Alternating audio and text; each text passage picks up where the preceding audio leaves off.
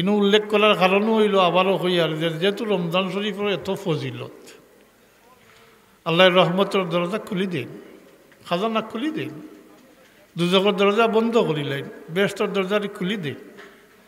আপনি রহমত বরকত মাগফিরাত হাসিল করতা, দুজকের আগুন থেকে নাজাত লাভ করতা, জুলুম থেকে বাঁচিয়া থাকার চেষ্টা করেন জানি। বাল্লা কাম করতে পারছেন না ঠিক আছে, কিন্তু জুলুম থেকে বাঁচিয়া থাকেন জানি। কারণ মজলুমর আর আল্লাহর মাঝখানে কোনো পর্দা থাকে না। মজলুমে কইলে আল্লাহর আরশ পর্যন্ত গিয়া পৌঁছে।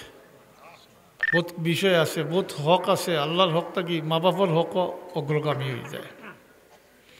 হজ আপনার উপরে ফরজ, কিন্তু আপনার মা বাপ অসুস্থ অথবা একজন অসুস্থ, আপনি গেলে তার অসুবিধা হইব। তাইলে যতদিন এই অসুবিধা দূর হয়েছে না, আপনি হজ করতে দেরি হইলে আপনি গুণাগার হইতে নাই।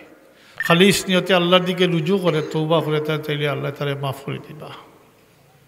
কারণ গুণা খাতা লইয়া তো রমজান শরীফ প্রবেশ করলে, অর্থাৎ রমজান শরীফ পাইলেও তো মাতই না, রহমত বরকত আসিলই বনি, মাতই না না। আর 2 নম্বর প্রস্তুতির মাঝে লেখছেন যে অন্যর হক যদি তাকিয়া থাকে, অন্যর হক আপনি আত্মসাৎ করছেন, স্থাবর হোক অস্থাবর হোক নগদ হোক, অন্যর মাল আত্মসাৎ করছেন, তাহলে এটা রমজান শরীফের আগে লেনদেন শেষ হয়ে যেত, দিবার হইলে দিয়া, চাইবার হইলে চাইয়া হলেও শেষ হয়ে যেত। কেননা অন্যর হক যেটারে হক করলে এবাদ গণিটা আল্লাহ মাফ করেন না, কোনো অবস্থাতেও মাফ করেন না। কিন্তু হক করলে এবাদ, এটা রোজার আগে লেনদেন শেষ হয়ে যেত। বুঝবাইছে নি সব? অন্যর হক, আল্লাহর হক কিছু করলে, তৌবা করলে আল্লাহ মাফ করিয়ে দেন, মাতুন না। আমরা লাগি তৌবা রাখছেন, তৌবার দরজা খোলা রাখছেন। প্রশ্ন করতে পারেন আগর উম্মতর লাগি আসলো না নি? বলে আসিল। আগর উম্মতে মৃত্যুর 40 দিন আগে তৌবা করলে তৌবা কবুল হইত। আমরা লাগি আল্লাহর হাবিবের ওসিলা, আল্লাহর হাবিবের চাইছই না বটে যে আমার উম্মতে এটা বুঝতো না 40 দিন আগে পরে মারা যাইব, এখন তৌবা করতো। আল্লাহ আমার উম্মতর লাগি তৌবার সময় কমাইয়া দেও। আল্লাহ তাবারাকা ওয়া তাআলা তার হাবিবের ওসিলায় আমরা লাগি তৌবার সময় কমাইয়া দিছেন, হাত তাকে মৃত্যুর আগ মুহূর্ত পর্যন্ত। খুব সুবহানাল্লাহ। একজন মানুষ সাকরাতুল মুসিবত আছে, ও অবস্থায় যদি বাহুশ খালিস নিয়তে আল্লাহর দিকে রুজু করে, তৌবা করে, তাইলে আল্লাহ তারে মাফ করে দিবা। কৌকা করছো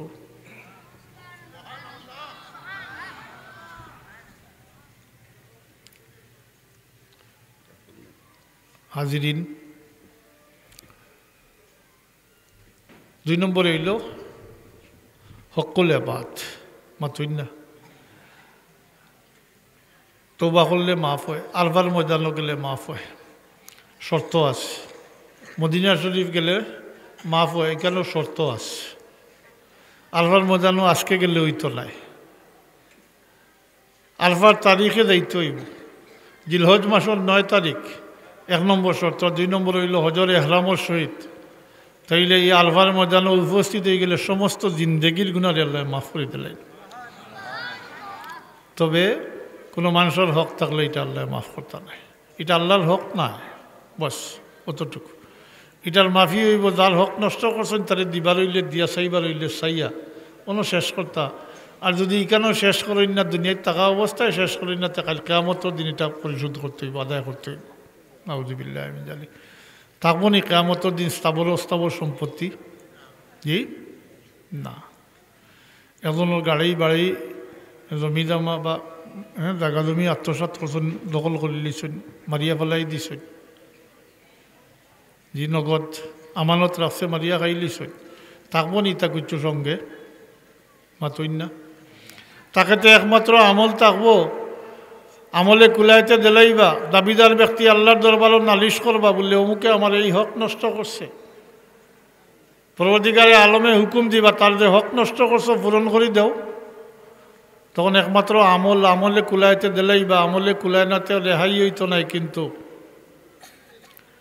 তখন এই দাবিদার ব্যক্তির দাবির সমপরিমাণ গুনাহগাতা নিয়ে এই ব্যক্তির গাড়ো দেও ওই জীবন। নাউযুবিল্লাহি মিন যালিক। হকল এবাদত শক্ত বিষয়। আল্লাহর হক কিছু করলে মাফির ব্যবস্থা আছে, কিন্তু হকল এবাদ আল্লাহ মাফ করতে নাই। এলাকি 2 নম্বর প্রস্তুতি কইছেন, কোনো মানুষের হক থাকিয়া তাকে তো এটা রমজান শরীফের আগে আদায় করলে এটা। আর 3 নম্বর যেটা প্রস্তুতি, এটা সব সময় করে লাগি, কিন্তু রমজান শরীফ এটা বিশেষভাবে উল্লেখ করার কারণ হইল যেহেতু রমজান শরীফ রহমত বরকত মাগফিরতর মাস, রহমত বরকত মাগফিরত হাসিল করতাম, তাই হালাল গেজা হওয়া শর্ত।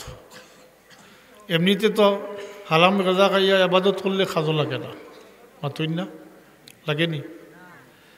ইনু উল্লেখ করার কারণও হইল আবারও হইয়ার যেহেতু রমজান শরীফের এত ফজিলত, আল্লাহর রহমতের দরজা খুলি দিন, খাজানা খুলি দিন, দুজকের দরজা বন্ধ করিলেন, বেহেশতের দরজা খুলি দিন।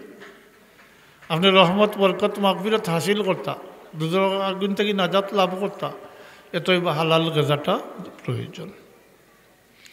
আর ছোট প্রস্তুতি আছে আরও, খাম কাজ আটাইয়া রাখতা, বাড়ি কাম নিজেও করতা না, রোজা রাখিয়া নিজের অধীনস্থ মানুষেরও বাড়ি কোনো কাজ দিতা না, যেটা তার কষ্ট হয়। মাতৌকা কথাটা আপনারা খানো গেছেনি? জি, বহুত গুণা আছে, বহুত বিষয় আছে, বহুত হক আছে। আল্লাহর হকটা কি মা বাপর হকও অগ্রগামী হয়ে যায়। হজ আপনার উপরে ফরজ, কিন্তু আপনার মা বাপ অসুস্থ অথবা একজন অসুস্থ, আপনি গেলে তার অসুবিধা হইব। তাইলে যতদিন এই অসুবিধা দূর হয়েছে না, আপনি হজ করতে দেরি হইলে আপনি গুণাগার হইতে নাই। অথচ হজ আল্লাহর হক ফরজ, কিন্তু মা বাপর হক ডাট মাতফিন না, আল্লাহর হকটাকে অগ্রগামী হয়ে গেছে। ওলা বন্দার হকটাও কঠিন বিষয়।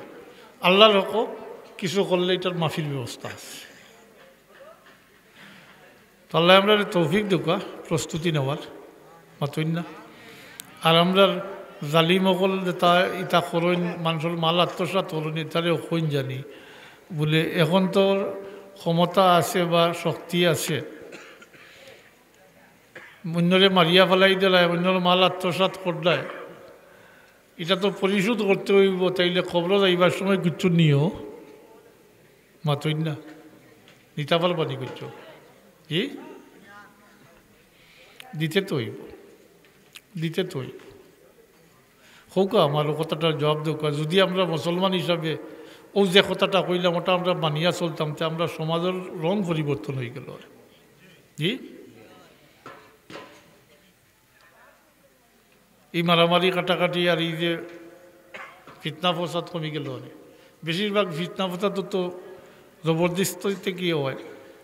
তাই শেষ কথা আমার কইস না, খালি দোয়া করিয়াও দোয়া করতাম, ও এর মাঝে ওখানটা করিলাম, জুলুম থাকি বাসিয়া থাকার চেষ্টা করেন জানি। বাল্লা কাম করতে পারছেন না ঠিক আছে, কিন্তু জুলুম থাকি বাসিয়া থাকেন জানি। কারণ মজলুমর আর আল্লাহর মাঝখানে কোনো পর্দা থাকে না। মজলুমে আহ কইলে আল্লাহর আরশ পর্যন্ত গিয়া পৌঁছে।